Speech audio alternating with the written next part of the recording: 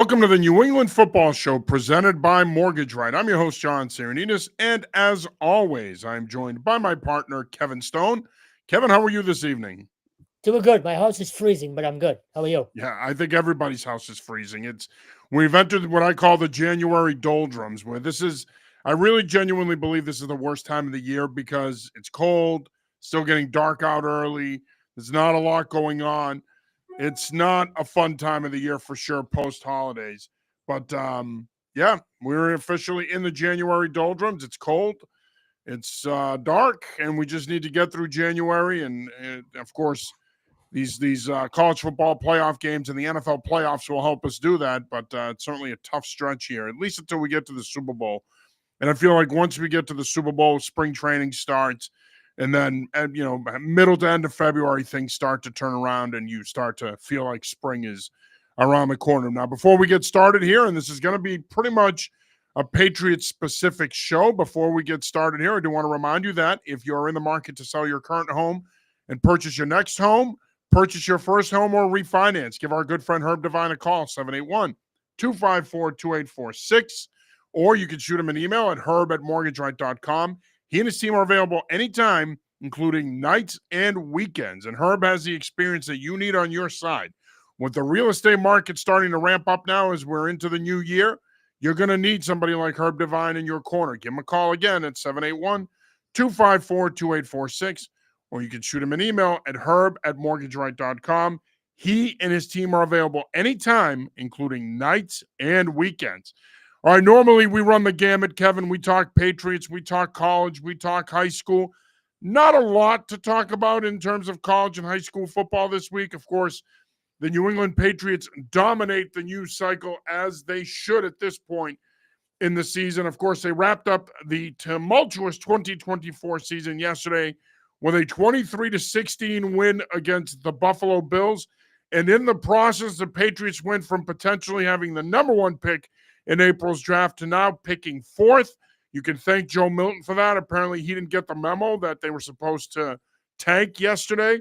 We'll get into that. But of course, that was trumped by the news about an hour after the game that the Patriots had decided to fire Jerod Mayo less than a year after hiring him last January. It surprised everybody, certainly caught everybody off guard in the press box once the news came down. Ian Rappaport and Adam Schefter both reported it. It was amazing to me seeing everybody pivoting and now having to write about Mayo being fired as opposed to the Patriots blowing a golden opportunity at the number one overall pick and them winning the game. In Joe Milton's performance, everybody went away from that to talking about Mayo's firing. You and I did not have a chance to talk about it yesterday. I did talk about it with John Lyons on the Patriots Pulse post-game show. I also talked about it with John on Straight Facts Homie after that. Needless to say, I was there until about 8 o'clock last night. Good thing the shuttle waited for me. But nonetheless, Kevin, I want to start with just getting your overall thoughts. Obviously, when the news went down, you and I were together. You wrote about it. We briefly talked about it. But now that you've had a chance to process it, it's been over 24 hours. You were there today, of course, for Locker Room Cleanout Day and Robert Kraft meeting with the media. Just some thoughts on Mayo getting fired, and then I want to get your thoughts on today. So, yesterday overall was just a weird day, and I'm sure you felt the same way. It was a preseason It really game. was. It was the weirdest day I've experienced up there in the 3 years that I've been around that team consistently. Yeah, it was a preseason game in January. It was awkward from, honestly, the time in. I texted you, or I might have told you this when you got there yesterday. I had no traffic getting in. I saw nothing but Bills fans, on my way in about 10 o'clock in the morning. So that kind of kicked it off.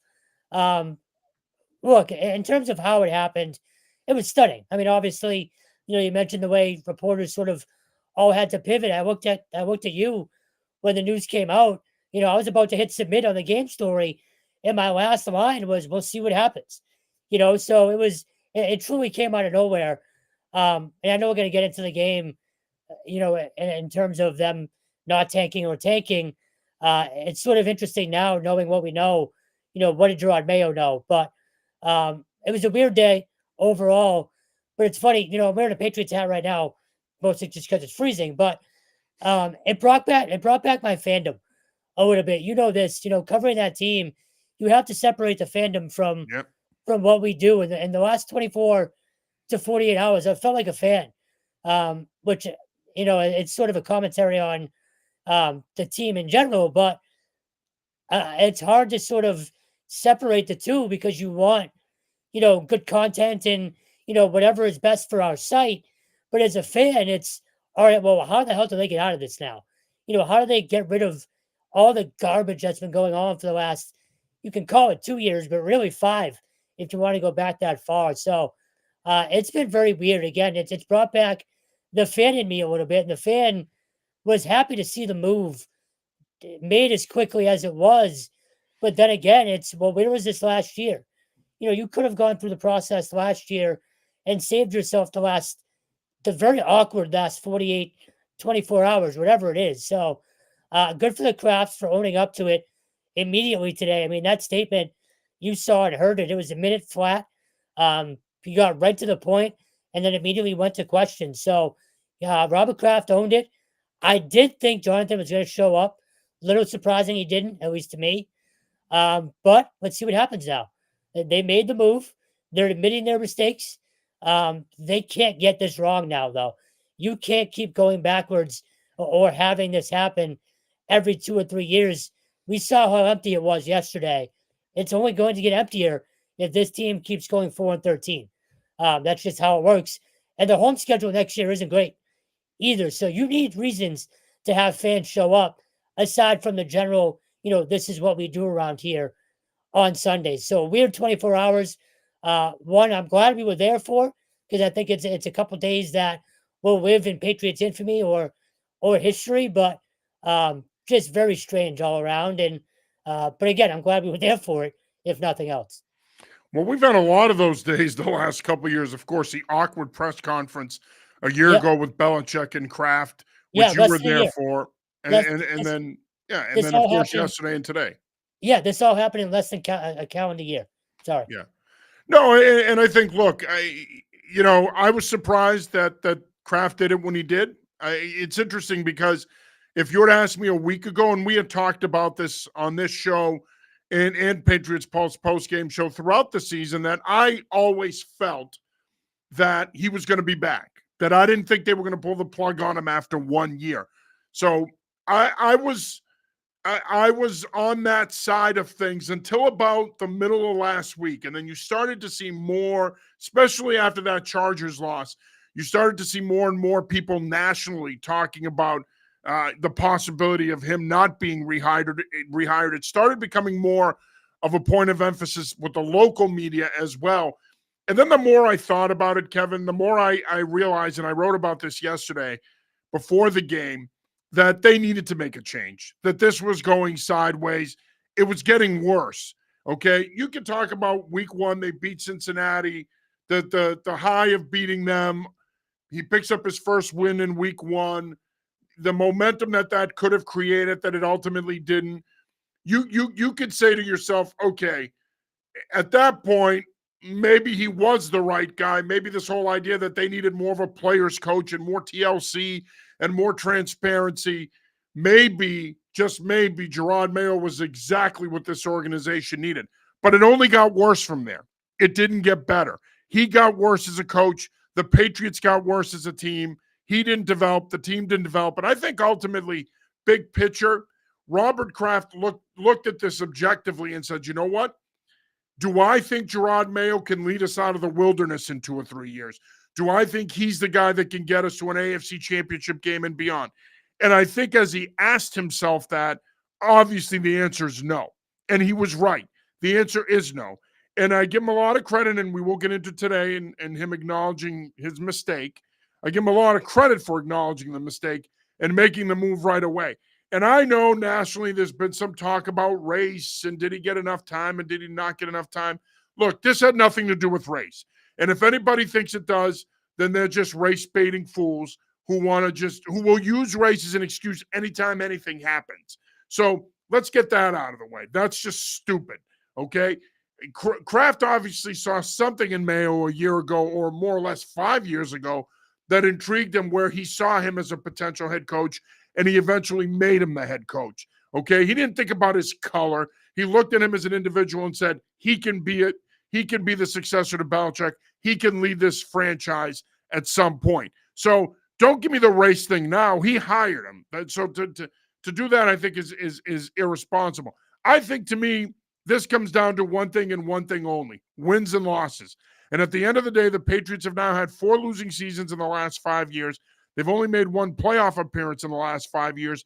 This organization, 3 straight losing seasons, this organization has been trending downward for a long time.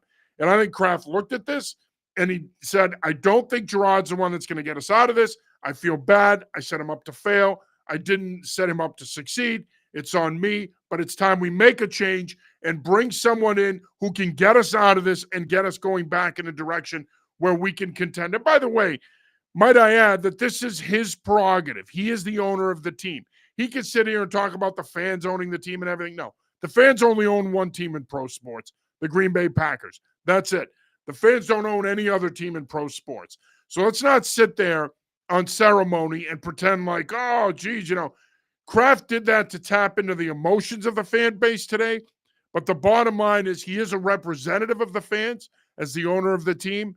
And I thought he did what needed to be done to move this franchise forward. Look, you and I both have been there just as much as anybody else the last couple of years, Kev.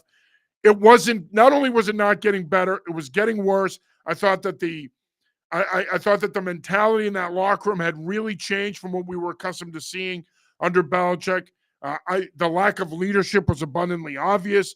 The lack of maturity in some instances was abundantly obvious. And the fact of the matter is he lost control of that locker room, because you and I both know that these guys wouldn't be spouting off against the fans if Belichick were still in charge. They just wouldn't be doing it.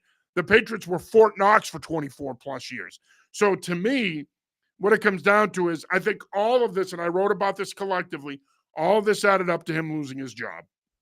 So a couple of things. One, you mentioned the veteran leadership, and we talked to, I can't remember if it was yesterday, I think it was, or just throughout the week, but the lack of guys that you have left in that room, and not even, the quote unquote Patriot way, just guys that are professionals. You have none left in that locker room. You have David Andrews, you have Dietrich Wise, and you have Jonathan Jones. Am I missing anybody? And Jones and Wise are both unrestricted free agents. Correct. So you may not have them in that room next year. Right.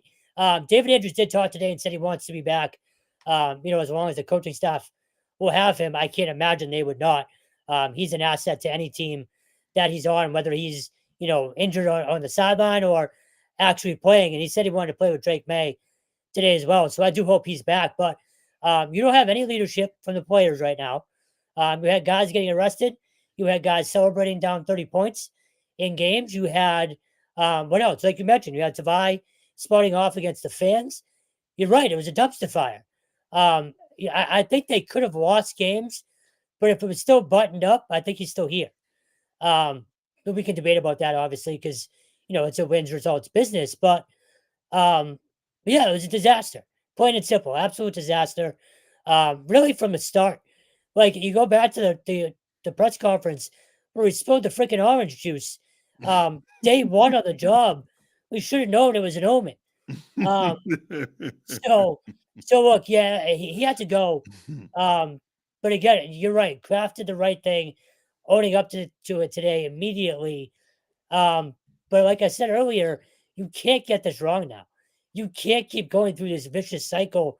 And I don't think the next guy only gets a year. I mean, I shouldn't say I don't think. No, I don't. Well, to your point earlier, I don't think that whoever the next guy is, and we're assuming it's going to be Mike Vrabel, I don't think that, they can't go down this road again. They can't be doing this a year from now. It's right. I don't care what their record is next year. Whoever the next coach is, they need to be given time. I forgot my original point was. I'm kind of going all over the place. But I do think that next coach, especially if they have previous head coaching experience, which obviously mattered when it came to Mayo, his lack of head coaching experience or even coordinating leadership experience in football proved to be a problem. But I think if it's a Vrabel, if it's a Flores, I think those guys have head coaching experience, and that will help them even if they struggle in year one. So I guess I'll get to this now. I tweeted it out about an hour ago. maybe a little bit more. Just my top 4 choices. And Brian Yeah, I Flores saw is that. one. Mike Vrabel's 2. 3 is Ben Johnson. And 4, sort of that random throw cup against the wall one is Nick Saban. I'll explain that one first. Just in my head, I'm thinking, look, he left the NCAA because he didn't want to deal with NIL and stuff like that. But he was successful in getting through to younger players for years. He was a championship winning coach. So, in terms of, again, just throwing crap against the wall, it'll never happen. I completely get that before people jump down my throat. But it'd be entertaining as hell to cover him. So you But knew that going into it, but you put that out yeah, there anyway. Okay, got 100%. it. Got it. You know how I work. But in terms of Oh, Ben I do. Johnson, look, I love the idea of the offensive mind, the creative offensive mind, especially. I don't love the idea of going back to a first year head coach. And I'm sure there's pros and cons there, and we can debate that all day. Just after this experience, I'd like to go with a guy who's done this before, which brings me to Vrabel and Flores. It's a 1A, 1B kind of thing for me. I don't think you can go wrong with either guy. I think Flores deserves another shot in the NFL. I think he got a raw deal, obviously. Vrabel is obviously the popular name, and to Robert Kraft's credit, he wouldn't kind of, and I know he can't because of the Rooney Rule and the process you have to go through, but he wouldn't kind of commit to Vrabel being that top candidate today. He said, we've heard about a lot of wonderful people. We'd like to get to know them, and I'm paraphrasing, but it sounds like they're going to go through a real process, which again they should have done a year ago. So you wasted a year, but now that you're doing it, I don't think you can go wrong with Vrabel or Flores. Really, I could be talked into Ben Johnson, but those are my top 2 choices right now, along with everybody else. Yeah, I put out a list on Any Football Journal late last night about 10 candidates to keep an eye on. Obviously, everybody's pretty much got the same names, give or take. To me, I think it's going to be Mike Vrabel, and if it's not, it'll be a mild upset. I think he is the top target. I think he wants to be here. I think they want him here. We all know Kraft's affinity for Vrabel. I think part of the reason why he made the decision to move on from Mayo is because he saw that Vrabel's candidacy around the league was picking up steam last week. You had a report that owners who had established coaches who were in good standing were considering making a change just to hire Vrabel. Then the Jets interviewed Vrabel on Friday. By all accounts, the interview went well. They were scheduled to interview Mike Borgonzi, who is the Kansas City Chiefs assistant general manager and Everett, Massachusetts native, played at Everett High. He and Vrabel have a prior relationship. So that some people around the league see that as the Jets potentially positioning themselves to perhaps bring in a tandem of Borgonzi and Vrabel and pair them up. But I think at the end of the day, Kraft saw all this and he said to himself, well, if I'm going to hire Mike Vrabel, I have to make a move now in order for us to position ourselves to make a run at him and hopefully get him.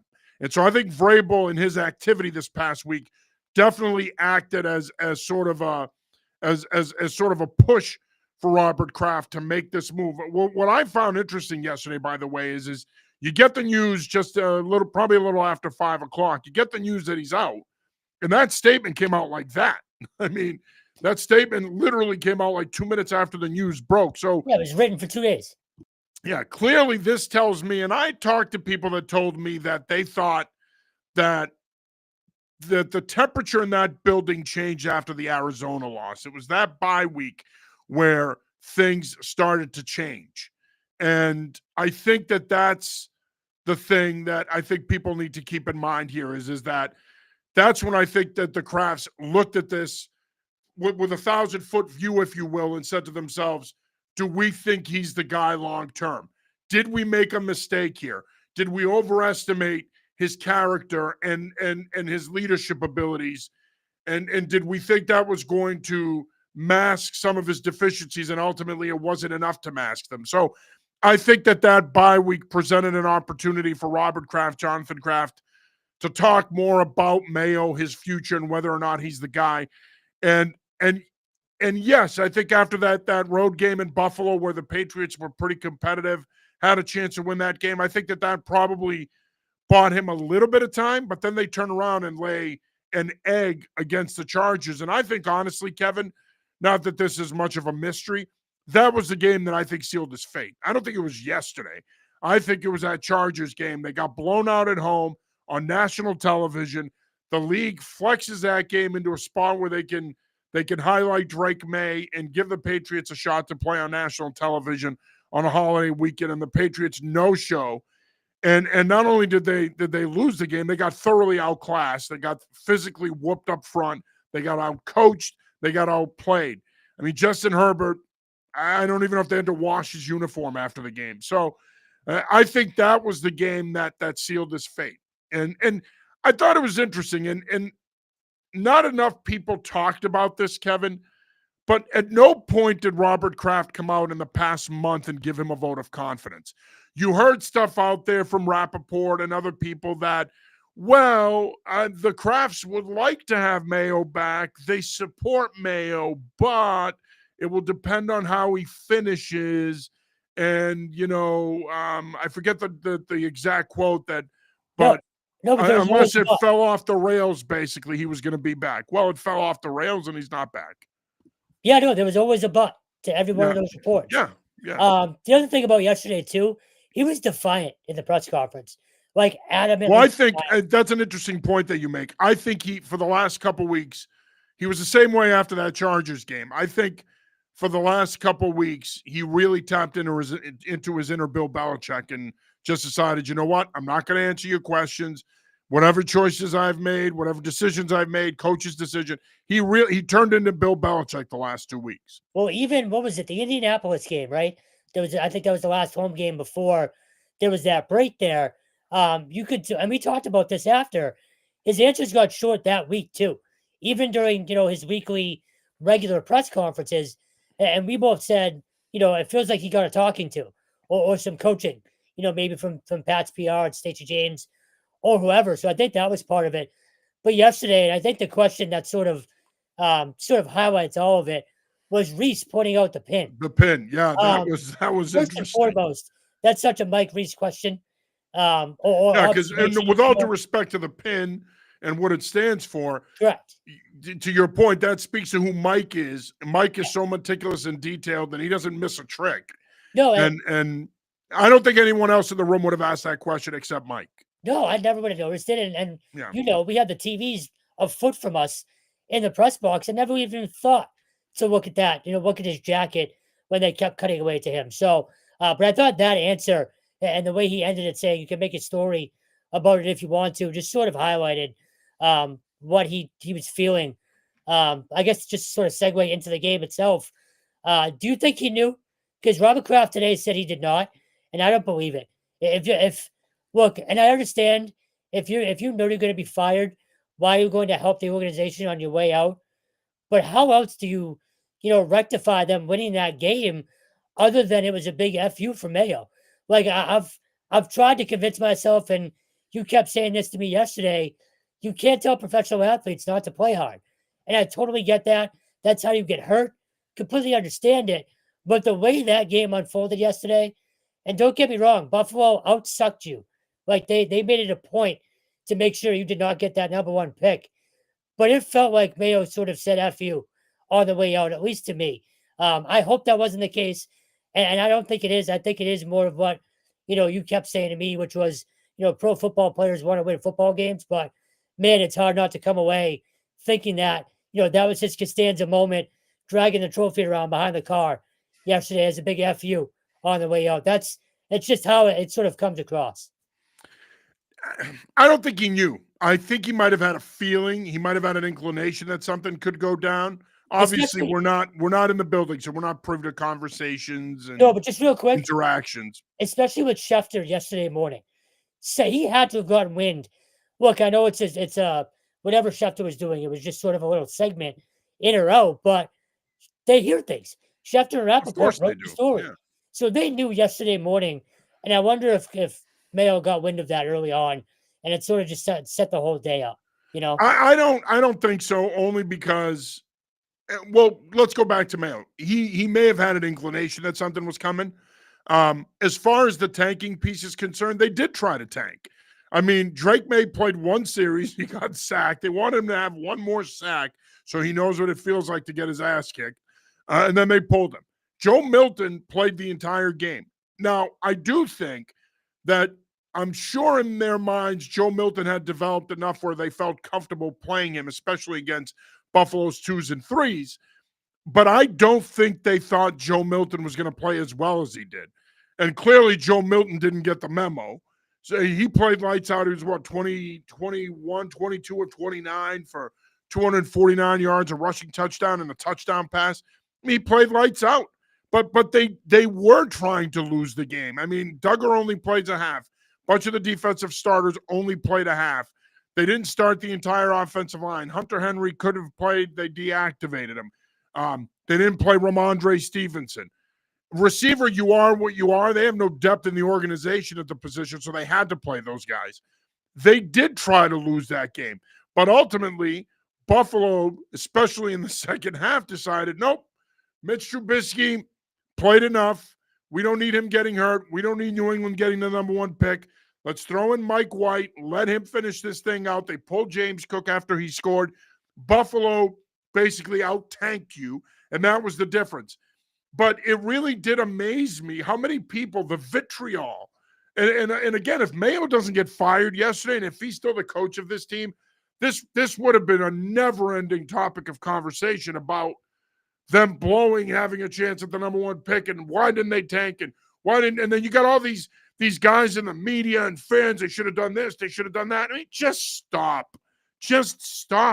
I mean, I find it really bothers me, man, how idiotic people have sounded on this topic for the past 2 days. It's like they should have run the ball every play, and they should have run the clock, and they should have never punted, and they should have done this. Guess what? They tried to tank, and they won. Okay, what do you want me to tell you? They played more of their ones, mostly because they had to, than Buffalo did. Okay, so at the end of the day, they did try to throw the game, and it didn't work, and they won. They're still picking in the top 5. They still have a premium pick. They're still in position to get an impact player like a Travis Hunter or an Abdul Carter. They're going to be fine. Yes, I get it, and I agree with everybody. And by the way, it amazes me how many people are team trade down now. A week ago, everybody and their mother wanted to draft Travis Hunter if they finished with the number 1 pick. Now, all of a sudden, everybody is Elliott Wolf, and they want to trade down and get stockpile picks. Blah, blah, blah. It's just, it's a bunch of bullshit, and it drives me nuts. At the end of the day, they tried to lose that game, and they didn't. Okay? Don't tell me they didn't try to lose it with the way they handled that game, because they did. No, I agree. One thing we need to touch on, too, Joe Milton. And I thought his post-game press conference was as real as it gets. He was great. Yeah, for a guy who, again, that's his first real opportunity. And, I talked to Truman Jones from Harvard after the game. That was his first real opportunity. So to your point, you're not going to tell those guys not to go out and bust their ass. It's so hard. No, you're not. And you can't. And that's the thing that people don't get. And it goes up my back. First of all, and I've said this to you how many times in the past week, it's virtually impossible to tank in the NFL. Can you do it? Sure. We got a bunch of examples of it yesterday, obviously, with teams sitting starters all over the place. But this idea that you're going to tank, it's easier to do in the other 3 major sports, especially baseball and basketball. It's hard to do in football. Inevitably, you're still going to have to play some of your starters. And while, yes, people will counter that and say, no, it's actually easier because you control the game as a coach. That's fine. You could say that all you want. But the reality is you can't tell a guy, if you give him a handoff, hey, when you break into the open field, slide and take a knee. You can tell him to do that. But now what happens all of a sudden when it comes to the competitiveness of the game? Do you think people paid their hard-earned money yesterday to go? Yeah, some of them wanted the Patriots to lose, no doubt. We heard the boos at the end of the game.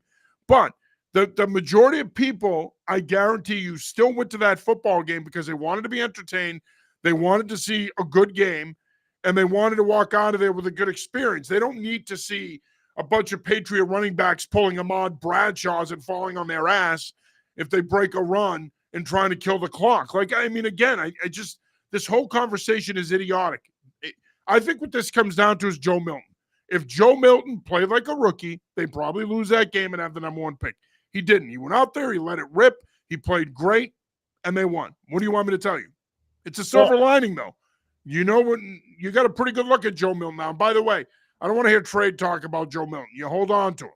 You hold on to him because his value is not going anywhere. especially if he builds off of that performance and has a strong preseason, strong camp. You might be able to get more for him in 6 to 9 months from now than you would if you moved him this offseason. Well, according to Robert Kraft, you have 2 starting quarterbacks now, so we can play that game too. No, again, I was Joe Milton post game yesterday was so impressive, and I thought his answers were just so real. Saying none of it feels real. It was a dream come true for him. And again, I go back to a guy like Truman Jones, who he's been in the league since May of 23, bounced around the Chiefs practice squad back and forth. Found out Friday afternoon that he's going to get some real NFL action. Called his parents, celebrated with them, had them in the stands yesterday. There's guys had jobs on the line yesterday. And Truman said it to me point blank, and I put this on anyfootballjournal.com. He said, whether this staff is here or not, we had to approach this game knowing all 32 teams are going to see this film. So you can't ask professional athletes to tank. Now, the staff, again, you said it, they tried. And as someone who had Antonio Gibson anytime touchdown scorer, I would have loved to see them get in the end zone one more time, but it is what it is. And you mentioned the trade stuff with Joe Milton. You now have a commodity. Whether you do anything with it or not, I hope they don't, not this early. I'm with you. But you now, going into the offseason, that's one less thing you need to worry about. You have a legitimate backup quarterback. The amount of holes that this team has, any answer you could have gotten yesterday is a positive going into next year. So I get it. You've been the one that sort of talked me down from, that how important that number 1 pick is. They're going to be fine, like you said. You're still going to get an impact player. Hell, you still might get a team that freaks out and offers you some crazy offer to move up. And you still might get lucky there too. So not the biggest deal in the world. I think the media, and again, we're part of it, but the other media sort of overhyped what that number 1 pick would mean. And again, yesterday, you just can't flat out ask professional athletes, especially the younger guys who are fighting for NFL roster spots to tank. This is their opportunity to put good play on tape. Right. And you think those guys are going to roll over and play dead so you get the number 1 pick? No chance that happens. Right. Ken Matthias checks in. Thanks for checking in, Ken. Well, we've been talking about our initial reaction to Mayo's firing. He asks, what was both of you guys' initial reaction to the Mayo firing? We've given you guys that. Do you think he jumped too early for the firing? No, I don't. I think it was warranted. And again, I wrote about this on anyfootballjournal.com today. And again, a lot of our Patriots coverage on there isn't behind our paywall. It will be in the future, but it isn't now. So feel free to jump on and take a read. Again, we pride ourselves on quick, efficient writing. We don't want to bog people down with long form pieces. We're right to the point. I'm still working on that. But. To me, it came down to 5 things. 1, the lack of development from the team. The team did not develop as the season went on. There was outside of Drake May, Layden Robinson, Christian Gonzalez, there wasn't a lot of development that went on this year. So I think that was abundantly evident. The media gaffes, the way he handled the media, I think that finally caught up to him. The locker room culture and players spouting off, it showed that he had no control of the locker room. The regression of the defense. I think the regression of the defense really hurt him because a year ago, despite them being 4-13, it was that defense outside of a couple of outlier performances. It was that defense that kept him in games. Defense was awful this year. They were bottom 3rd in the league. They were pretty much anywhere from 28th to 32nd in most statistical categories on the defensive side of the ball. So the defensive regression was astonishing. And then finally, he wasn't ready. He wasn't ready to be a head coach. I think Kraft overestimated his character and the traits that he had. And I think that it showed. It showed during the season. He did not develop as a coach. He got worse as a coach. He got worse at managing the team on game day, dealing with situations and personnel. He got worse at managing the team off the field in terms of his expectations and managing the locker room and developing a culture where leadership can emerge. He didn't do any of that. And so I think at the end of the day, as much as people nationally, as I said earlier, as much as people nationally want to make it about race and they want to make it about him only being a rookie head coach and he deserved another year, the reality is the Crafts looked at this objectively. They decided he's not our guy moving forward. And let's not forget, We see what the rest of the world sees on the outside of the building, but we're not there inside on a day-to-day basis. We're there sometimes, but we're not there enough to see what's going on in that building. So the Krafts, they didn't just make this decision. Robert Kraft, for the most part in his life, has been a very successful, pragmatic businessman. He didn't make this decision off the cuff. There was a lot of things that led up to this decision being made, and it was the right decision. And I'll be the first one to sit here and tell you, and I think you'll agree with me, Jerod's a good man. Jerod deserved better. Jerod deserved a better situation to walk into. Jerod, I think, has what it takes to be a head coach again, and I hope he goes on and coaches somewhere else and gets that opportunity down the road. I'll root for him. But I think at the end of the day, this was the right decision, because when you're in the NFL or you're big-time college football where millions of dollars are at stake, you've got to have the right guy in charge. And if you don't think you do, whether it's at the end of year 1, year 2, year 3, year 5, it doesn't matter. If they're not the right guy, you got to move on. We do have some other comments that have come in. B from Ohio says, this whole team should have just forfeited until the draft. Yeah, if they could do that, they might have. Thanks for checking in, B. Appreciate you. Another good friend of the show, Bill Vaughn, checks in. I hope the new coach wants to keep Van Pelt / and or McCartney. That QB room was very well coached this year. Van Pelt may stay his QB coach role rather than be fired. He's not getting an OC gig anytime soon after this train wreck. It's interesting because I watched Mike Reese, Christian Fourier talk about this last night. It was either on Sports Final or might have been on NBC Sports Boston. I might be getting it confused. But on one of those shows, that came up about Van Pelt possibly staying. And one of the things that came up is that Van Pelt's not a me guy. He's not a guy that needs titles. He's not a guy that needs roles. So I think given the job that he did with Drake May this year, he's going to have opportunities elsewhere. I think he's going to have an opportunity to potentially return back to Cleveland as quarterback's coach. He'll have other chances out there to at least coach quarterbacks again. I would be surprised if he stayed. Maybe TC McCartney might stay. I don't think AVP stays. If he does, I think it'd be great. I don't see it, but I do agree with you, Bill. I think both of those guys did a great job. I was going to say, I disagree. This was not a train wreck. Yeah, I don't think it was a train wreck either. I don't think he was exactly creative and resetting the bar in terms of play calling. I thought the offense lacked a lot of imagination, and I thought it lacked consistency. But from a development standpoint, I thought he did a good job. Correct. I also think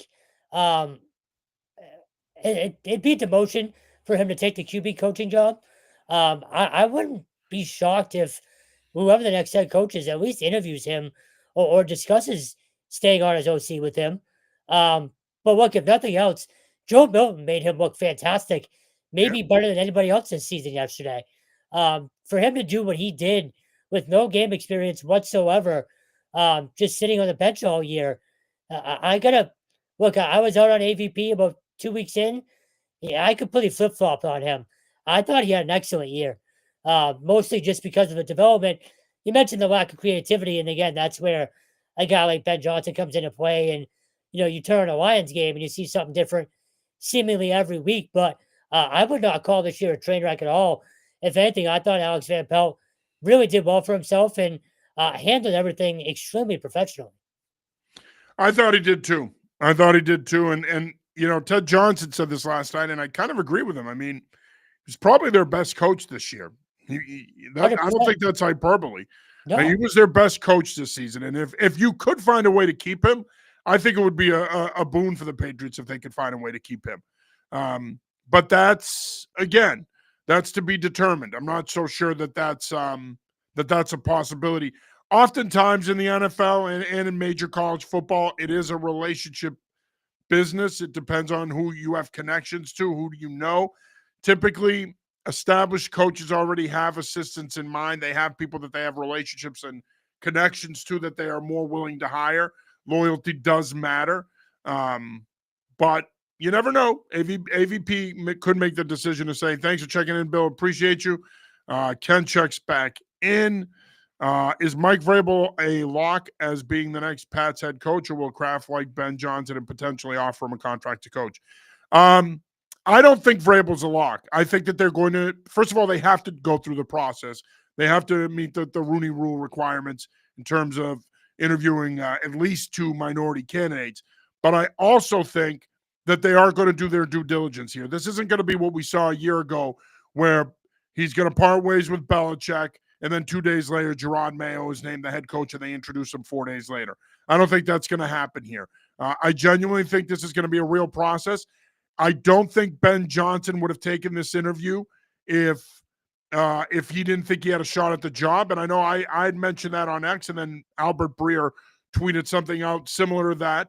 That according to his sources, Johnson wasn't gonna be taking interviews with teams he didn't think he was genuinely interested in, or they were interested in him. I think Ben Johnson is a legitimate candidate in all this, and I will take it a step further. I don't think it's a fait accompli that Mike Vrabel gets this job, because Mike Vrabel is going to have multiple job offers. He's going to have other opportunities. So I do not think it's a given he gets this job. I do not think it's a given he takes this job. And part of the reason I say that is the front office structure could be a roadblock for Vrabel, because Elliott Wolf is still here. Matt Groh is still here. Alonzo Highsmith is still here. So, and based on what Kraft said today, that structure is going to stay in place. So Vrabel may not be comfortable walking into, because here's the thing we have to keep in mind. Who has final say over the 53-man roster? You have to think that if you hire Mike Vrabel, it has to be a similar setup to what you see in San Francisco with John Lynch and Kyle Shanahan, where it's that Lynch picks the players, but Shanahan has final say over the 53-man roster. So they're basically collaborating on that. I would think that if you're Mike Vrabel, you would at the very least need to get that. And you probably would want to bring in someone you trust and to work in the front office that will have your back. So, yes, Vrabel's the favorite, right? We all know Robert Kraft's affinity for him. We all know the fan base's affinity for him. But there's a lot that needs to be worked out here, both in terms of the finances, but more importantly, the structure of the organization. Ben Johnson might be more amicable in terms of walking in and working with Elliott Wolf and the current front office as it's constituted, versus Vrabel, who might say, I want to go somewhere where I'm working with my guy, not who's there. So I'm with you. I don't think Vrabel's a lock, just because other teams can blow him out of the water, or maybe even give him more power than the Kraft's ability to give. So I'm with you there. I'm not convinced that Wolf and everybody else is here. Look, I don't think they'll make a move until after the draft. And this isn't a flask, by the way. It's water. No, I know. I'm with you there, but I go back to Bobby Greer. Don't drink, kids. I go back to Bobby Greer still being here with Parcells, and being in that is a great comp. And look, you should write a piece on that. I might. Well, you're way ahead of me, anyways. Look, I wasn't old enough to physically, remember how it all went down. But it's a perfect example. Greer, I believe one of the last things he was in charge of doing was scouting Tom Brady. And then they took him. So I could easily see, and I've heard a bunch of other media members. It was the late Dick Rabine that pounded the table for Brady. Yes. Yeah. But Greer was still part of the process up until, I believe, through that draft, if I'm not mistaken. So I could easily see that kind of replicating itself here, if whoever does become the head coach does want a GM that they want to work with. And I saw Phil Perry said somewhere today or yesterday that he believes, Wolf would be okay, or possibly be okay, with someone sort of overseeing everything. And he might not have final say. Yeah. And he might not have final say, but he would still be within the organization. So I'm not totally convinced. People need to relax on the whole GM thing. I think they're going to figure that out. I do think, and Kraft, he was a little contradictory today, but he did say ultimately that's going to be the head coach's call if he wants to work with a different personnel guy. So I think that structure is going to change, but I could see Elliott being here through the draft either way. But you're right. I don't think, going back to the original point, I don't think Vrabel's a lock unless he ultimately just wants to be here. But I also feel like if he really wanted to be here, not to cut you off, but that dynamic, I think, is part of the problem here, though. The idea that the new head coach is going to come in and the head coach. Oh, When I you don't look like at the traditional structure, the Yep. general manager is the overseer of the roster and selecting the players, and they work in lockstep with the coach. But it's never the coach because here's the thing: if Vrabel is going to be the one that makes that decision, then you should give Vrabel Full control. full control. Yeah. You should give him full control because otherwise, again, this is where they muddy the waters, and this isn't a traditional structure. And we talk about why did the Washington Commanders go from 4-13 to 12-5, and why did the Patriots go from 4-13 to 4-13? It's because when Josh Harris bought the Commanders, he put in place a traditional structure. He hired Adam Peters, who, by the way, worked for the Patriots once upon a time. He hired Adam Peters, and Adam Peters hired Dan Quinn, and Dan Quinn hired Cliff Kingsbury and Joe Witt. This idea that you don't give away the general manager title and the coach is going to have finals. I mean, what are we doing here? This is part of the problem. It's like the Jacksonville Jaguars. They fired Doug Peterson today, but they don't get rid of Trent Baalke, who is becoming the NFL's nuclear cockroach. I mean, he survives regime changes left and right. I think he's survived 4 or 5 coaching changes.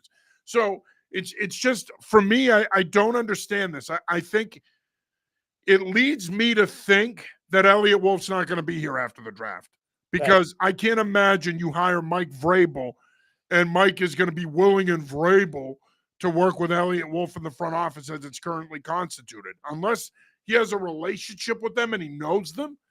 I just don't see it. And I think this is, to your point about botching it, I think this is a bad precedent that you're setting here when you operate this way. I wish they didn't operate this way. Bill checks back in, best guess on level of input Wolf has going forward. And also thoughts on my fellow Everett native, Borgonzi, particularly with Vrabel. I'm a big Mike Borgonzi fan. Look, that Kansas City Chiefs organization has a ton of New England ties, whether it's Mike Borgonzi or Pat Sperduto or Chris Shea. It's hard for me because I have a couple friends in the organization. It's hard for me not to root for the Chiefs, even though they've become kind of public enemy number one. And I know a lot of people don't like Travis Kelce and the whole Taylor Swift thing, and that is annoying, but there's a lot of New England ties to that front office. And I think Borgonzi has to get his opportunity. He's been Brett Veach's top lieutenant. I think he deserves an opportunity. I would not be surprised if he got a GM job in this cycle. And I don't know why he hasn't sooner than this. Why wouldn't you tap into what Kansas City's doing? They are the preeminent organization in pro football right now. Why wouldn't you want some of that? So I think Mike would be a terrific hire, and it'd be awesome to bring him back home. And you may see it happen. If they hire Vrabel, get past the draft, you may see Mike Borgonzi coming in here as more of an overseer role, maybe a president of football operations. I don't know, but the bottom line is I think it'd be great to bring Mike Borgonzi back home. Oh, it'd be a great story, but for me, whoever drafts the Pittsburgh Steelers wide receivers, pay him whatever he wants and get him on the staff. That would be my only George input. Pickens didn't have a catch the other night. That's fair, but he had one target for 0 yards. I played against him in fantasy. It helped me win the league. But no, in all seriousness, it would be a great story. A local guy. I'd rather whoever the decision maker is with the Packers get that guy in here that evaluates receivers. True. I'm always going to put the Packers ahead of other teams. You know that. I know. As an owner and shareholder, and it'd be a great story. having a local guy come back and try to quote unquote. By the way, the Packers are going to get smacked on Sunday, but that's a whole other story. I can't wait. Having a guy from around here, quote unquote, come in here and save the franchise or attempt to save the franchise. Cool story, but if nothing else, it's just nice that they're going to go through a process. Again, this is but that's fine that you're going through a process, man. But what happens after the fact? Well, do it correctly. The structure has to make sense. Here we are talking about how we don't want them to be a dysfunctional franchise. If the structure sucks and it doesn't make sense, well, guess what? They're a dysfunctional franchise. Well, I'm completely with you. I went to you yesterday when this went down and said, well, Wolf has to be gone, right? You can't have this going on. And I said, no, I didn't feel he was going to be gone. I think part of the reason why Wolf could survive this is his reputation around the league. He's well respected. Obviously, his dad was highly regarded around the league. Ron Wolf, for the job he did turning the Packers into Super Bowl contenders. But I think at the end of the day, part of the reason why the Crafts aren't going to move on from Elliot Wolf, at least in my opinion, is they have someone in that front office that's reputable that people want to work with and deal with. And I think that matters.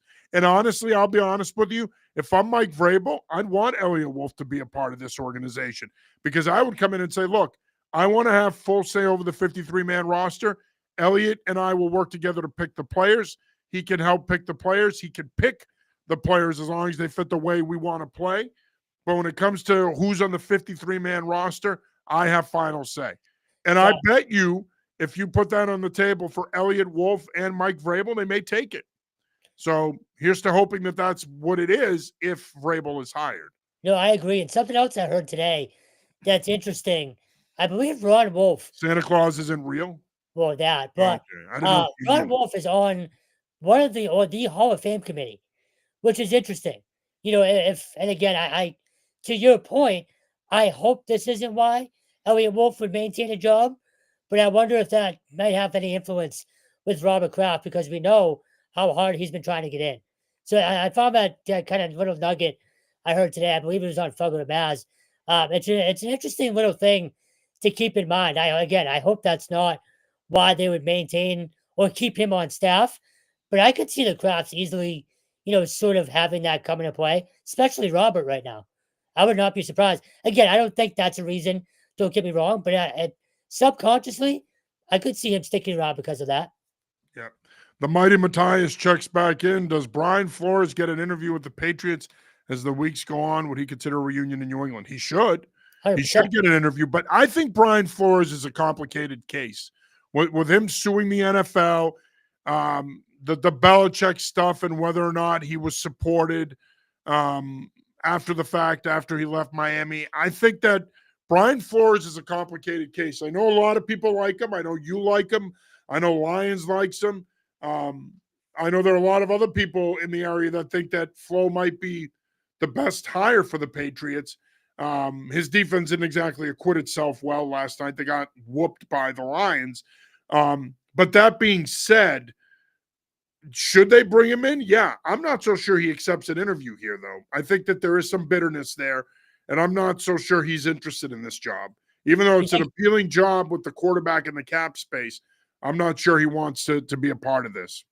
You think that bitterness is more towards Bill, though, and not the Crafts? I think he'd at least listen. I think he would listen, but I think he'll be a candidate at a lot of other places. I think they should bring him in.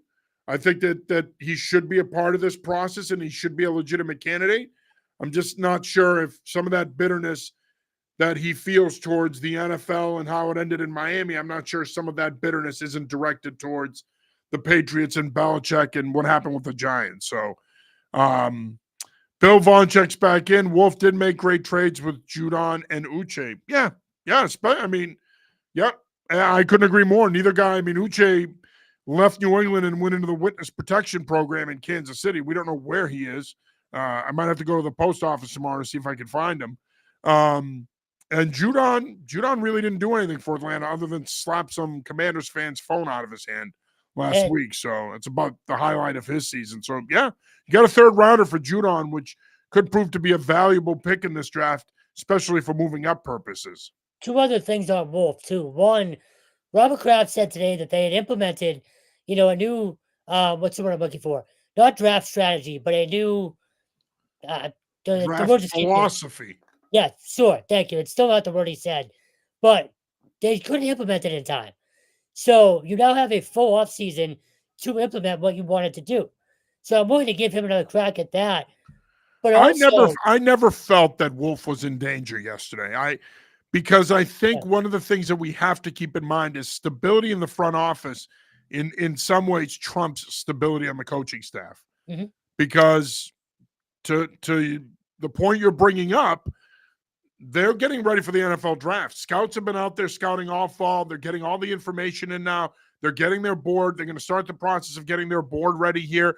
There's a lot of work that's being done and needs to be done. I think it's smart holding on to Elliot Wolf, at least for now, and giving him an opportunity to run this draft in conjunction with whoever your coach is going to be. And and evaluating him after that. But listen, I know Patriot fans want to win, and I know we were spoiled around here for a long time. But you could make an argument they should have retained Mayo. You can make an argument they should retain Wolf. Okay. At the end of the day, and I'm going to go back to a point I made earlier, real quick. The structure matters. And the part of the reason that Mayo didn't succeed and he ultimately got fired is because he had no contacts around the league. Excuse me, he had no relationships. So at the end of the day, your offensive staff was hired by Elliott Wolf. A good part of your defensive staff was retained from the previous regime. It's just too much of a jumble. They need consistency. So if, in fact, Mike Vrabel's a guy, he's going to have to bring in his own people. There can't be people foisted on him. And as far as the front office goes, he's either going to learn how to work with Elliott Wolf and get on the same page, or they're going to have a decision to make after the draft. But the bottom line is you couldn't make those changes in the front office now. You'd have to wait. One other thing, too, I do think you'll see some changes to that front office. I don't want to speculate as to who's going to be here and who's not, but I think after the draft, you're going to see some changes. I'm with you. One other thing about Wolf, too, just in terms of sort of defending him heading into next year. You're not going to throw him to the Wolves? No. But look, he could have traded that third pick and not taken Drake May. From everything we've heard, there was some major offers on the table for that. Yep. So as much as people don't want to give him credit for taking the quote-unquote third guy out of three, it also took some stones to stay there and make that pick. Kevin Stones. Yeah. So I think that should be a huge kind of feather in his cap heading into the offseason. Again, it's not rocket science. You take the third best quarterback, but he didn't have to. He really didn't.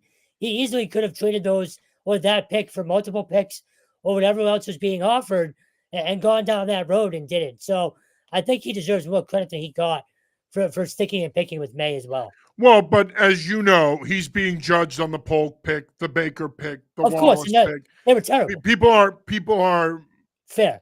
Right. People are judging him on that. Yep. They're judging him on their free agent signings, on KJ Osborne, on Chooks. That's what they're judging him on. And to your point, that's fair. Mm-hmm. He should be judged on those things. But I also think you bring up a great point in that he could have traded that third pick.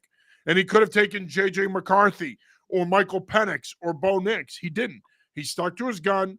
May was identified as the guy, and they drafted him. And that's it. It's that simple. So I think at the end of the day, he's got to get credit for that. He's got to get some credit for that. And we don't know yet. I mean, Jalen Polk could turn it around next year. Javon Baker could turn it around. Caden Wallace, I think, can turn it around. He can at the very least develop into a right tackle slash swing tackle for you that ends up being a useful piece. So let's not it's hard to, I know that the expectation is that guys are going to play as rookies, but let's not completely judge Elliott Wolf yet based on one draft class and one free agency class. Now the question becomes, they have $131 million to spend this offseason. Is he going to be the one spending it? Yeah, that's where the caveat. Yeah. You can't have this offseason up. You had your one mulligan now. Yeah. No, you've got the most cap space in the league. Now you're going to have to overpay. I know a lot of people have these illusions of grandeur. Two things. One, the Crafts are going to have to be willing to spend real cash. And two, you're going to have to overpay to get free agents here. Drake May is an attraction. Okay, whoever the new head coach is might be an attraction, but you're still New England. You're a bottom third franchise in the league right now. You're not winning. Taxes are high here. The weather is a detriment here. Guys don't want to play here because of that. There's a lot working against the Patriots, and as I've been saying all along here in recent weeks and months, they're going to have to pay 25 to 50 cents over the dollar to get free agents to come here. They're going to have to overpay. Otherwise, it's going to be hard, and we've already seen Calvin Ridley said thanks, but no thanks. Brendan Ayuk, possible trade, said thanks, but no thanks. Guys do not want to come here right now. So you're going to have to overpay, and you're going to have to figure out a way to make it an appealing situation to attract talent. One last thing here before we go, getting back to the draft. Obviously, you're no longer going to have the number one pick. It's been a source of consternation around here since yesterday, and rightfully so. Obviously, if you have the number one pick, even in a potentially mediocre draft class like this, it's nice to be able to, quote, control the board. They do have the fourth pick. You brought something up earlier, which I think is a good point. Teams may still want to trade into that spot. So if they identify Will Campbell or Kelvin Banks as guys they want to take, but if they feel they can get them at 7, 8, 9, they still could trade down potentially and add additional draft capital.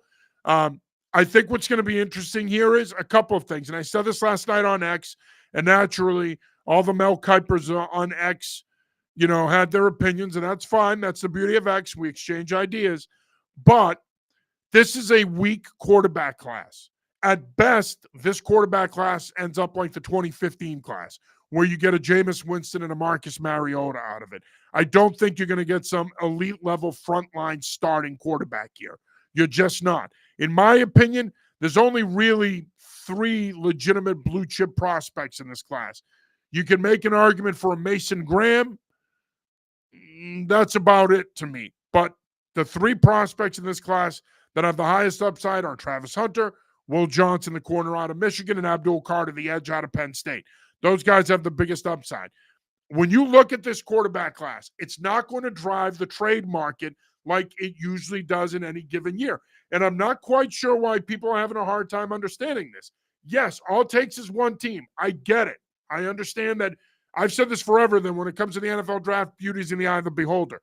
But that one team, when you look at the way this board is falling now, you go Tennessee, you go Patriots are picking 4th, Cleveland is picking 3rd, and I believe the Giants are picking 2nd.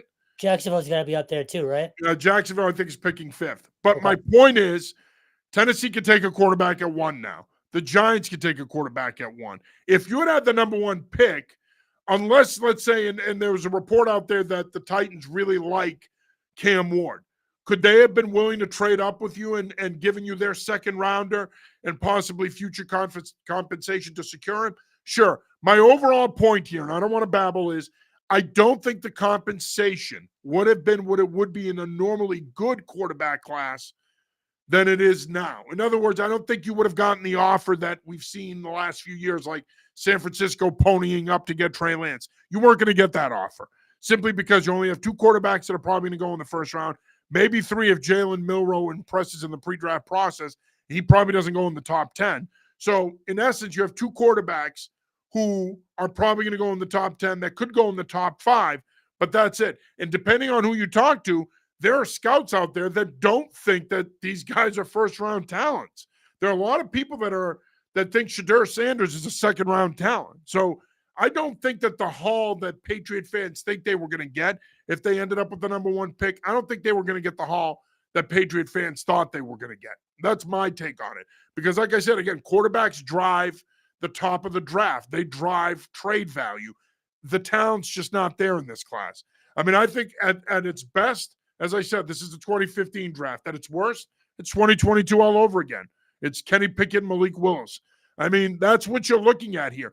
When I comp these guys, to me, Shedeur Sanders is a more athletic version of Tyrod Taylor.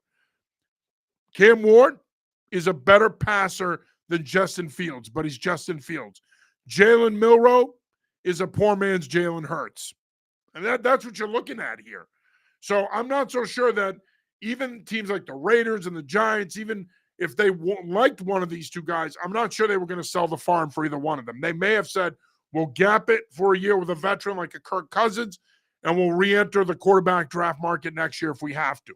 So I know fans are upset that they didn't get the number 1 pick, and I know there are a lot of people that wanted them to trade down, but my overall point is I don't think the compensation that you think they would have gotten is there. I just don't think it's going to be there.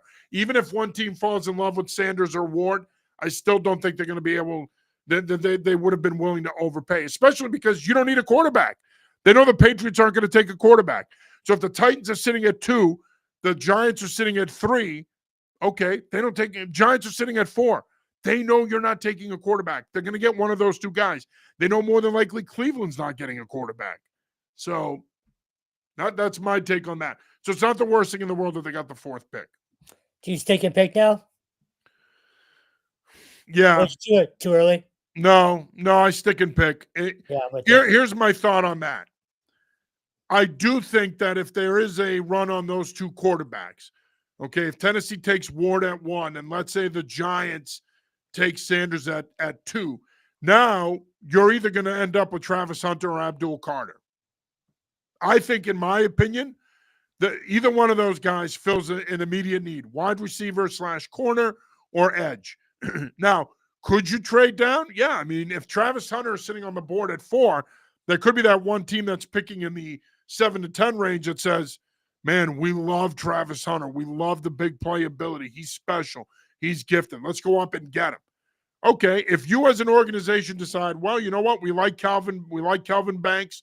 We like Will Campbell, but we don't like him at 4, then you answer the phone, and if it's an offer you like, you take it, you move down, and you pick one of those guys. But I would rather, despite their needs along the offensive line, and you know me, I've been beating the drum for months now that needs to be the focal point. I think at that point, you need an impact player. And if the right trade offer doesn't come along and there isn't enough conviction in the room about Campbell or Banks, you either take Hunter, you either take Carter, and you call it a day. And I'm telling you right now, you take either one of those guys at 4, you got a great value pick, and they're going to make an instant impact. So if you're asking me on January 6th where I stand on this, I would stick and pick. no, I'm with you. I went back and forth all day, but again, if one of those QB hungry teams freaks out during the draft process and wants to move up, great. I don't think it's going to happen. I do think you'd probably end up with Hunter, which I'm okay with. You need a playmaking receiver at this point. Now, I'd love for them to figure out wide receiver in free agency and go tackle or Carter in the draft. But we have plenty of time to go over all this. One more thing, real quick, just talking about quarterbacks in the draft in general. Old friend Max Brosmer. I have a feeling his name is going to start getting some traction in this process. I agree. He just set the single season completion record for Minnesota. I don't know if people are talking about him enough, and I know it's still early, but do not be surprised when his name starts to get a lot more hype from the quote unquote pundits or draft insiders as we head into March and April. Well, a couple of things about this quarterback class. I do think there's going to be some pretty good talent middle to late day 2, early day 3. There'll be some good quarterback value in this class. One other thing to keep in mind, and this is where not getting the number 1 pick could prove to be an issue, is Drew Allar, the quarterback at Penn State. If somehow he leads them to a national championship and decides he said he's going back to school next year, somehow Penn State wins it all, or even if he gets them to the national title game and they lose, if he decides, you know what, I got these extra 3 or 4 games, gave me the extra development I needed, I'm good, I don't need to come back, he automatically, in my opinion, becomes the best quarterback in this class, and now he becomes a guy that teams are going to be interested in, and that's where not having the number 1 pick is going to suck. Because that would have been a guy that I think would have garnered enough interest that teams would have been willing to overpay to move up to get him. I think he's a more athletic version of Joe Flacco. I see a lot of Joe Flacco and Drew Allar. So if he enters this draft late, then you can make the case it's going to suck that they didn't get the number 1 pick, because I think they could have gotten more compensation, more of a haul for that pick if Drew Allar is in this draft. Real quick, I do want to update the draft order. Tennessee is picking 1st. Cleveland is actually picking 2nd. The Giants are 3rd. Patriots are 4th. So with that being said, I think Cleveland at 2 is a prime trade spot. I think Tennessee ends up taking Cam Ward at 1. I think Cleveland at 2 is a prime trade spot, potentially for a team like the Raiders, who are picking 6. If Shadur Sanders is sitting there, they may be willing to trade up with Cleveland to take him. The Giants could also trade up to 2 and take Sanders. Cleveland is in a good spot there. But my point in bringing this up is, let's assume that Ward goes to Tennessee at 1. Let's assume that the Raiders trade into 2 and take Shadur Sanders, quarterbacks off the board. Now it's you and the Giants at 3 and 4. The Giants, more than likely, if they go the veteran route at quarterback, probably take Travis Hunter. So you end up with Abdul Carter. End of story. I know some people, like our good friend Taylor Kyles, is pushing for Mason Graham from Michigan, but I would not take a defensive tackle at 4. No way. Offers scheme versatility, hell of a football player. If the Patriots were picking 8 to 10, you could sell me on him, but not at 4. Especially not if a guy like Carter's on the board. So, yeah, Jacksonville's picking 5th, Vegas 6, Jets 7, Carolina 8, New Orleans 9, Chicago 10. So, Cleveland Browns, in essence, are the team to keep an eye on here as a potential trade partner for either the Giants or the Raiders, possibly the Jets if they move on from Rodgers. They're a team to keep an eye on as a team that could trade out. So we'll see. All right, any final thoughts here before we wrap it up? I know you're itching to go turn on Netflix and watch Raw. No, I'm starving. But real quick, I didn't put this on Twitter, but just a thank you to the Patriots PR again for another good season. Stacey James, Aaron Sulkin, Stephanie Burnham, Julia Palin, and Lucas. I'm forgetting his last name, but just great people. Make our job much easier, and I cannot imagine this year was easy for them as well. So just a quick shout out and thank you to them. We do not take covering this team for granted. We know how hard it is to get in there. Yeah, no, I echo your sentiment. They're terrific people, and I say it all the time. They make our lives so much easier covering this football team. Stacy, Aaron, Steph, you mentioned Julia, Lucas, Griff, Julia. It's just a great group of people up there, and they make it really easy to cover the Patriots and provide content for our fine Patriots fans in the region. Couple quick updates here. Be on the lookout this weekend. Our Division I all-college team will be released on Saturday, and our MIAA all-state team will be released on Sunday. We're also going to have a Connecticut all-state team as well, and we're going to have an all-New England team as well. We're also going to announce our players of the year and our coaches of the year in Massachusetts and Connecticut, and we're also going to announce our player and our coach and player of the year in Rhode Island, New Hampshire, Maine, and Vermont as well. So be on the lookout for all that stuff at the end of this week as we officially put a bow on the 2024 season. We decided this year to wait an extra week to unveil those teams, primarily because we kind of knew with the Patriots, especially we made the decision last week that it might be worth holding off on announcing those teams because we want to give those kids their flowers, if you will. We want to give them their day. We didn't want the Patriots to take away from that. So that's part of the reason why we held off an extra week before we announced those teams. But that'll do it for this week's episode of the New England Football Show. For my partner, Kevin Stone, I'm John Serenitas. We will be back with you next week. Until then, be good, be safe. Peace. Yeah.